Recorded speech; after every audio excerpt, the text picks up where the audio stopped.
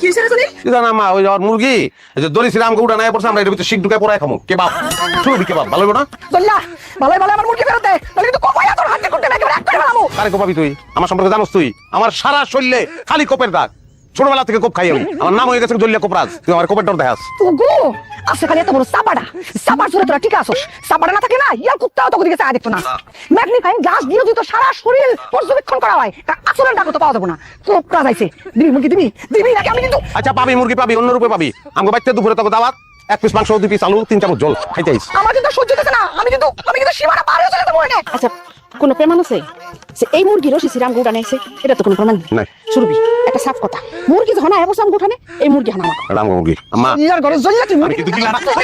ওমা মুরগি দে মা মুরগি দে আগে আমার কোপাবি আগে আমার কোপ দে জল্লা মুরগি দে এমনি দিয়ে দিছি দয়া করে রাজ করলে তো কবি নারী নির্যাতন লিখে দিয়ে দিছি যা